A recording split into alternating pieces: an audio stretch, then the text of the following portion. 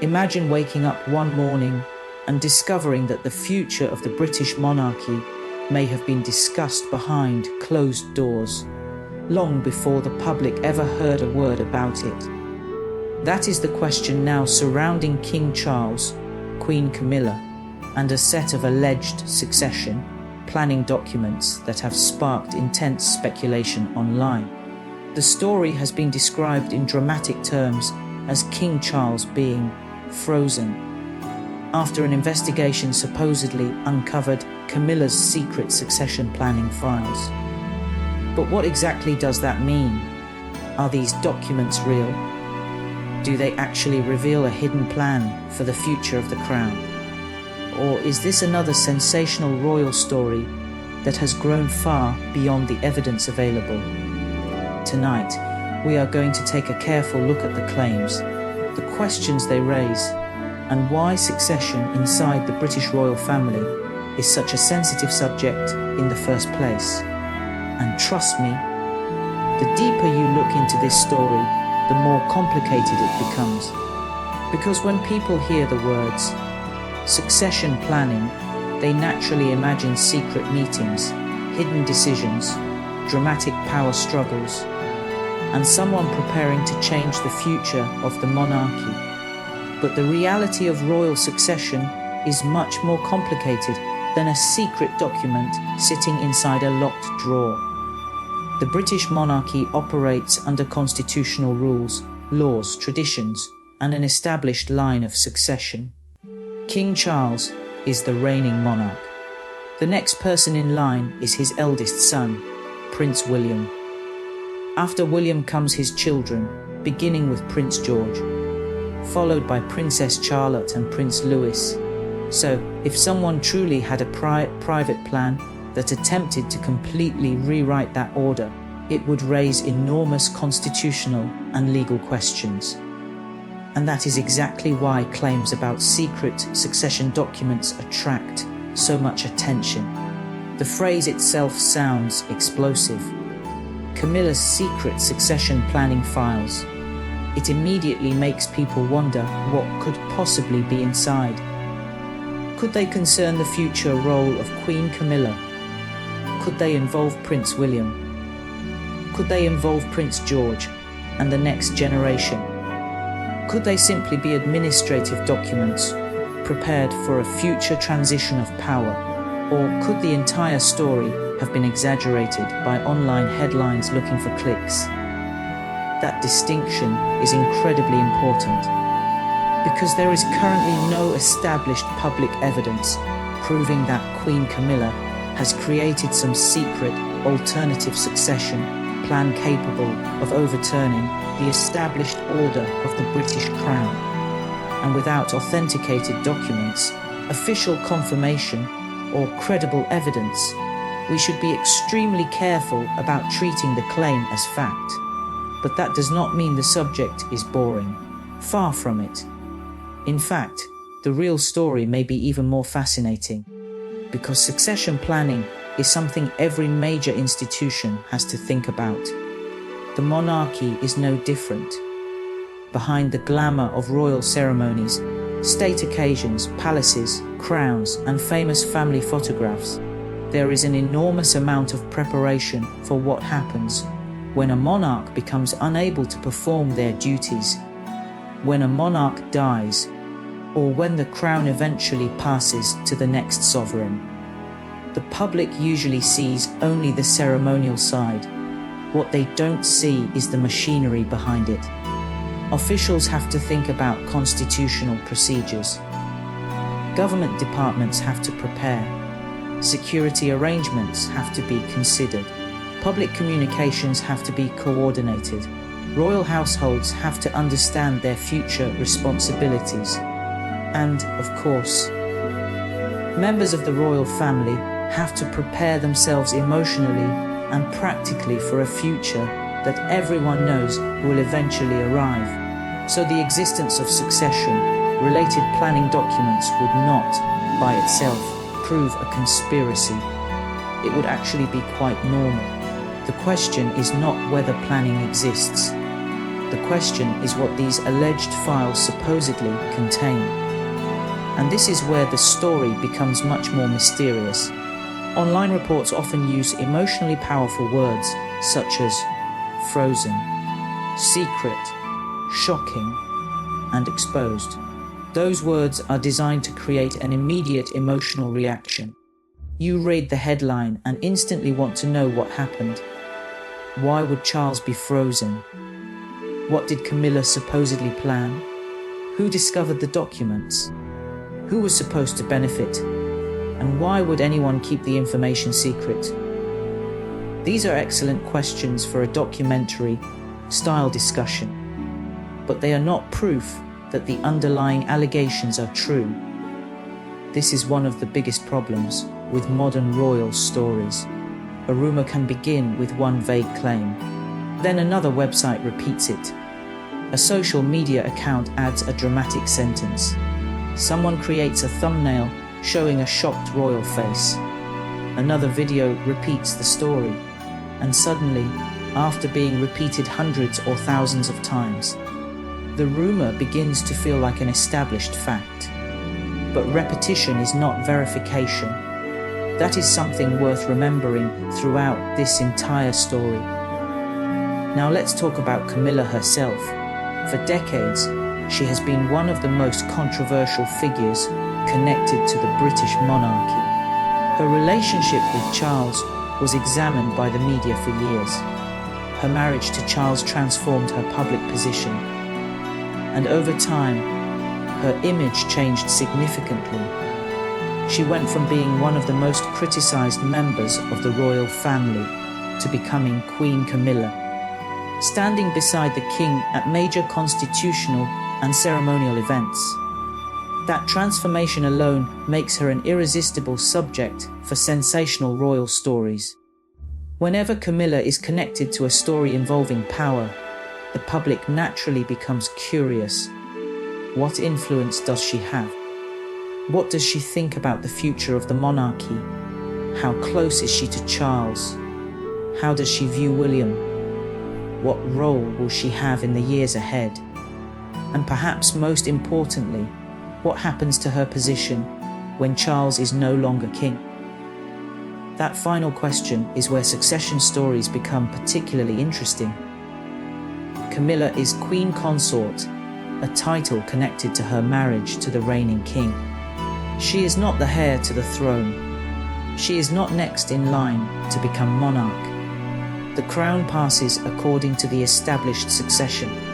That means that after Charles, assuming the current order remains unchanged, William becomes king. So if there really were documents describing Camilla's future plans, they would more plausibly concern her role, her household, her public responsibilities, her charitable work, or how she might operate during a future transition. That is very different from secretly deciding who inherits the crown, and this distinction gets lost surprisingly often. The internet loves a royal power struggle. It is much more exciting to imagine two people fighting over the throne than to imagine a team of officials preparing administrative documents. But reality is usually less theatrical. Still, there is another fascinating part of this story. What would happen to Camilla after Charles? This is a legitimate question. When a new monarch takes the throne, the entire structure surrounding the royal family changes. William would become king. Catherine would become queen. Their children would move further into the center of royal life. Prince George's future role would become even more important. And Camilla's position would naturally change because she would no longer be married to the reigning monarch. That transition would be historically significant. And because the monarchy is constantly balancing tradition with public expectations, preparations for such a transition could be extensive. This may be why alleged succession files sound believable to many people. There really are future scenarios that have to be considered. But believing that planning exists is not the same as believing every sensational interpretation of that planning. Now let's return to the dramatic phrase, King Charles frozen. What could that phrase actually mean? It could be nothing more than a headline designed to create suspense. There is no reliable basis for assuming that Charles literally froze after discovering some secret plan. We should not take that expression literally unless credible evidence establishes it. And that is another lesson in modern media consumption. Headlines are often written to make you click. The more emotional the language, the more likely people are to share it. King Charles reviews routine succession preparations is accurate but not particularly exciting. King Charles Afarosian, after shocking secret files are exposed, is dramatically different. One sounds like administration, the other sounds like a royal thriller, and YouTube audiences naturally click on the second one. But once the video starts, the responsibility of the creator is to separate confirmed facts from speculation. That is what we are doing here. Now, imagine for a moment that such files genuinely existed. What would we want to know? First, who created them? Was it Camilla personally? Was it a royal household official? Was it a government department? Was it a legal advisor? Was it simply a planning document prepared by professionals? Second, when were the documents created? A file written years ago could have a completely different meaning from one supposedly prepared recently. Third, who had access to them? A genuine confidential document should have a traceable chain of custody. Fourth, have any reputable sources authenticated them? And finally, do the documents actually say what the headlines claim they say? Those questions are far more important than the dramatic language surrounding the story. Because if the original documents are unavailable, unattributed screenshots and anonymous claims are not enough. And this is especially important when discussing living public figures. A sensational accusation can spread globally in minutes, while correcting it can take weeks or even months. So let's consider another possibility. Perhaps the alleged files are not about changing the succession at all. Perhaps they concern the transition from one reign to another. Think about how complicated a royal transition would be. There would be ceremonies. There would be official announcements. There would be changes in titles. There would be changes in royal schedules. There would be security arrangements. There would be changes to websites, portraits, official documents, military appointments, diplomatic protocols, and countless other details. The death or incapacity of a monarch is not an ordinary event. It affects the constitutional life of the United Kingdom. That means planning ahead is not suspicious. It is responsible. And the same applies to Camilla. Her future role would have to be considered. Would she continue her charitable work? Would she maintain particular patronages? Would she have a different public schedule? Would she remain a central figure within the royal family? These are legitimate planning questions. They do not automatically indicate a hidden political agenda. Yet there is another reason this story has captured attention. It touches on something deeper than documents. It touches on trust. The British monarchy depends heavily on public confidence. People accept an institution that is centuries old partly because they believe its major constitutional rules are stable. When rumours suggest that someone inside the monarchy is secretly attempting to change those rules, people become suspicious. And once suspicion begins, every photograph, every facial expression, every royal appearance can be interpreted as evidence of a hidden conflict. Charles looks serious. People say something must be wrong. William looks distant. People claim there is tension. Camilla appears confident.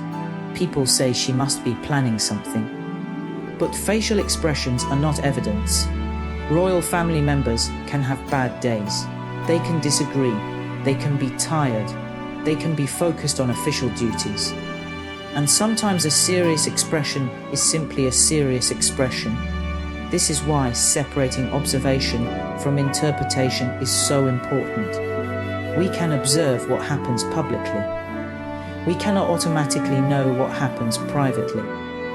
And that difference becomes enormous when we are discussing alleged secret documents. Now, there is another fascinating question. Why would someone leak succession information if it were genuinely sensitive?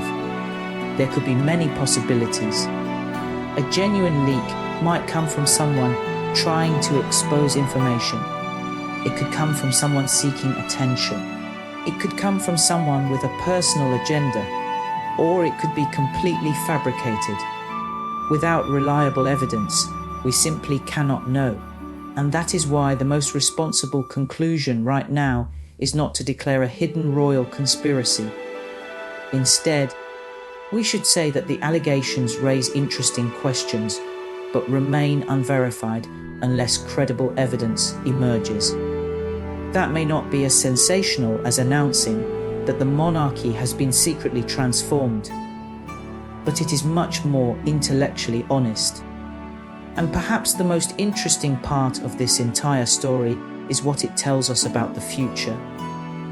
King Charles represents one generation of the monarchy.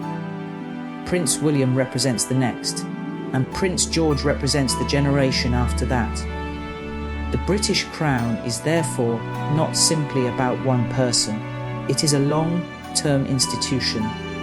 Every generation inherits a system shaped by the generation before it. Charles inherited expectations from Queen Elizabeth II's reign. William will inherit the crown from Charles. And George one day may inherit it from William. That means succession planning is inevitable. The monarchy has to think beyond the present.